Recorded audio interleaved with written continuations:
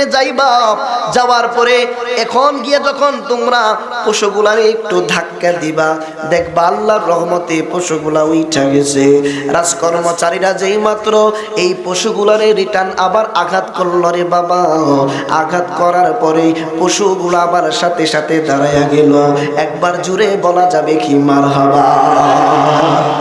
আল্লাহর ওলি খাজা মঈনুদ্দিন চিশতি চান্দিরি আজমিরি রহমাতুল্লাহি আলাইহি ওই হিন্দুস্তানের জমিন থেকে পাকড়াও করার জন্য, বিতাড়িত করার জন্য পিতৃরা গুল মিটিং বসাইলো, পিতৃরা সভা ডাকলো। পিতৃরা ডাক দিয়া বলতেছেন, এই খাজা মঈনুদ্দিন চিশতি নামে যে দরবেশ আমার রাজ্যের মধ্যে প্রবেশ করলো, এই পাগলাটাকে কিভাবে এই জায়গা থেকে বিতাড়িত করা যায়, দূর করা যায়, তোমরা একটা পদ্ধতি আমাকে বলতে পারবানি?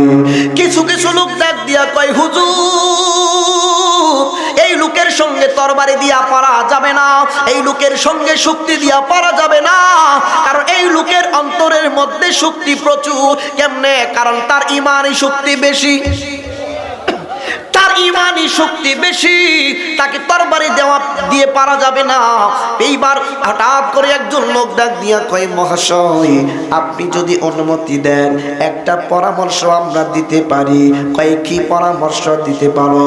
কয় আনা সাগরের পানি সহ বিভিন্ন যত জায়গায় নলকূপে, যত জায়গায় খাল বিলের মধ্যে যত পানির ব্যবস্থা আছে, সমস্ত পানি যদি তার জন্য বন্ধ করে দাও, মুসলমান হইলে নামাজের সময় হইলে নামাজ পড়ব, মুসলমান হওয়ার কারণে আল্লাহকে তারা সিজদা দিবে দৈনিক 5 বার, ফজরের সময় সিজদা দেওয়ার জন্য যাবে, ওযু করা লাগবে, যোহরের সময় সিজদা করতে যাবে, ওযু করা লাগবে, আসরের সময় সিজদা করতে যাইব, তার জন্য ওযু করা লাগবে, মাগরিব এশা সহ বিভিন্ন ইবাদত করার জন্য পবিত্রতা হাসিল তাদের করতে হবে।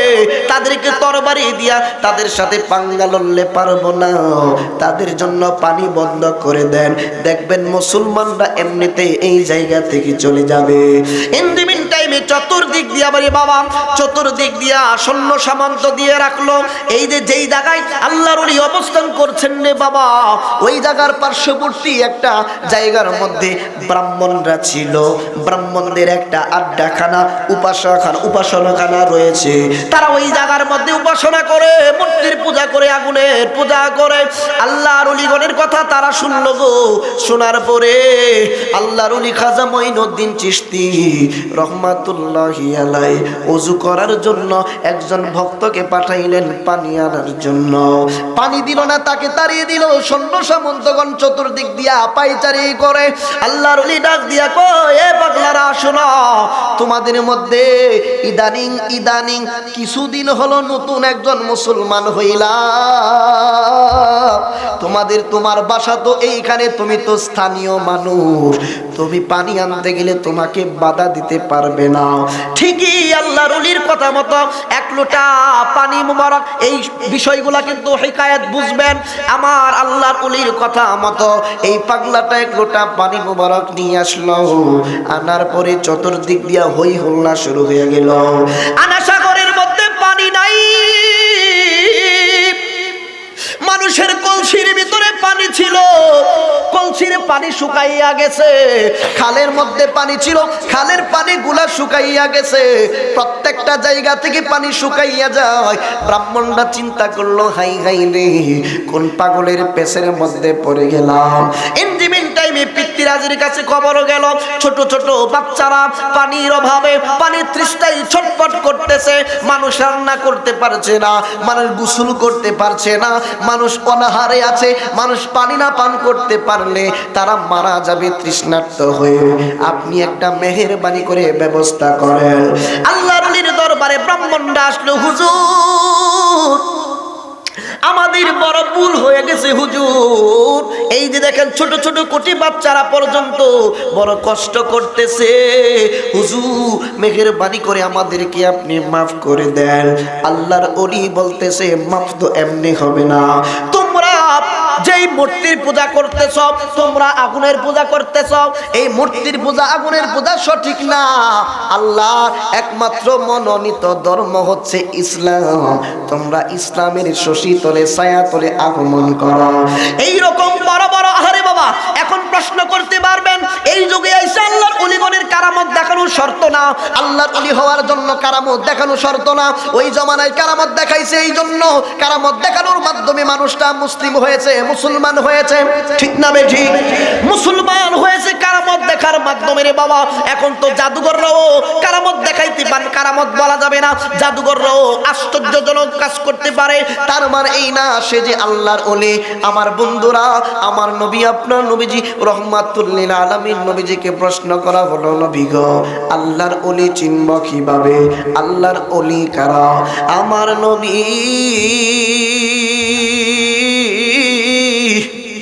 ডাক দিয়া বললেন হাদিস মুবারকের মধ্যে, যাদেরকে দেখলে আল্লাহর কথা স্মরণ হয় তারাই হচ্ছে আল্লাহর ওলি।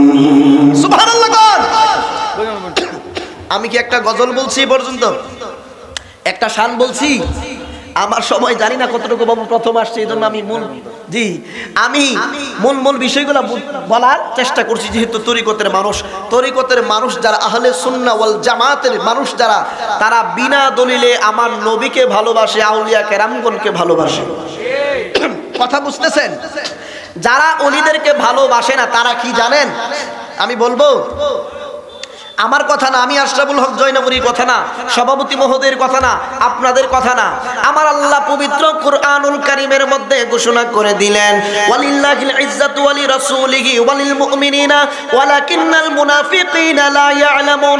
ইজ্জত আল্লাহর জন্য, ইজ্জত তার বন্ধু হাবিবুল্লাহর জন্য, ইজ্জত আউলিয়া কেরাম মুমিন বান্দাদের জন্য। ওয়ালাকিন্নাল মুনাফিকিনা লা ইয়ালামুন।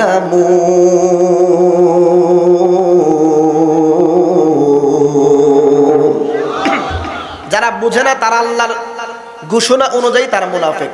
তারা কি? মুনাফিক। আপনারা আশ্চর্য হবেন আরেকটা হাদিস শুনলে। আমি গতকাল পড়েছি, হাদিসটা আমার নজরে আসছে। আমার নবী বলেছেন, যাদের এই জায়গার মধ্যে, দিলের মধ্যে আহলে বায়াতের ব্যাপারে ঘৃণা বা দুশমনি বা সুতা পরিমাণ কোনো, মানে কি বলে গ্রামের ভাষায়, অবহেলা আসে, তাহলে আমার নবী বলছেন সে নিশ্চিত মুনাফিক। সে নিশ্চিত কি? মুনাফিক। কারণ আহলে বায়াত তো ঈমানের অংশ। সুবহানাল্লাহ। কোন আহলে বায়াতের উপর আপনার ঈমান আনতে হবে।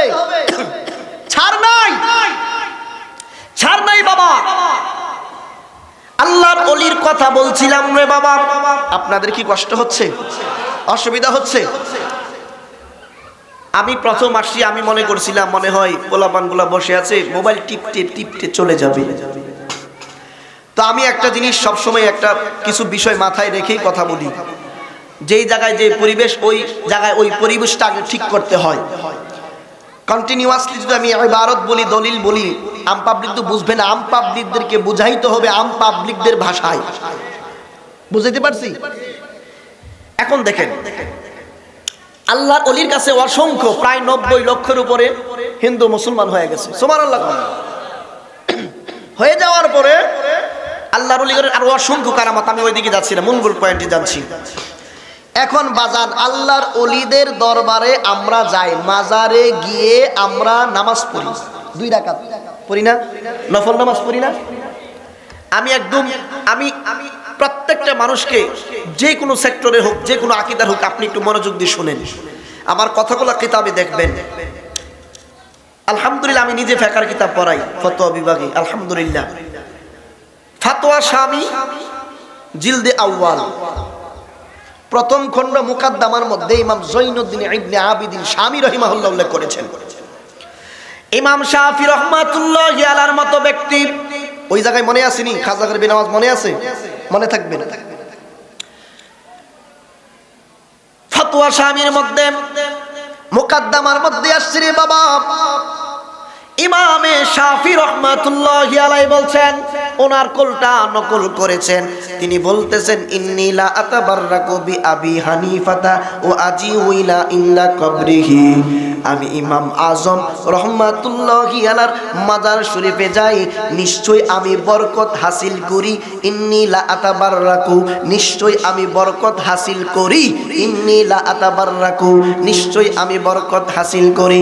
ইমাম আজম আবু হানিফা রহমাতুল্লাহি আলার মাজার শরীফ থেকে। সুবহানাল্লাহ। ফাইজা আরাদাত লিহাজাতুন সাল্লাইতু রাকাতাইন, ওয়াল্লাহি আল্লাহর কসম এবারটা দেখে নিবেন রে বাবা, যখন আমার কোনো মুসিবতে আমি পইরা যাই, আমি ইমাম আজম রহমাতুল্লাহি আলাইহি মাজার শরীফের মধ্যে আমি চলে যাই, যাইয়া সাল্লাইতু রাকাতাইনে আমি 2 রাকাত নামাজ আদায় করিয়া আমি আল্লাহর দরবারে ইমাম আজম আবু হানিফা রাহিমাহুল্লাহর ওসিলা দিয়ে আল্লাহর দরবারে চাইতে দেরি হয়, আমার আল্লাহ আমার হাজত পূরণ করতে দেরি হয় না। ইমাম শাফির মতো একজন মাযহাবের ইমাম আপনি বেদাতি বলতে পারবেন না রে বাবা, আপনি ভণ্ড বলতে পারবেন না। ভণ্ড কাদেরকে বলে? যারা আল্লাহ এবং তার রাসূলুল্লাহর নির্দেশনা মানে না। শুধু তাই নয়, বড় মজার কথা মনে পড়ছে বলেই দে, যারা বলে মাজার শরীফে যাইও না, রওজা শরীফে যাইও না, আপনারা যারা হজ করতে যান খানায় কাবায়, মাতাফে যারা চক্কর দেন খানায় কাবার মধ্যে 7টা চক্কর দেন, 7টা চক্কর দেওয়ার পরে অন্তর সাক্ষী দেয় আমার মনে হয় গুনাহ মাফ হয় নাই, কারণ জীবনে বড় গুনাহ করেছি, বেশি পরিমাণ করেছি। এই যে খানায় কাবা চক্কর দেওয়ার পরে পর্যায়ক্রমে আপনি যখন মুজদালিফায় চলে যান, অন্তর সাক্ষী দেয় আপনার গুনাহ এখনো মনে হয় মাফ হয় না।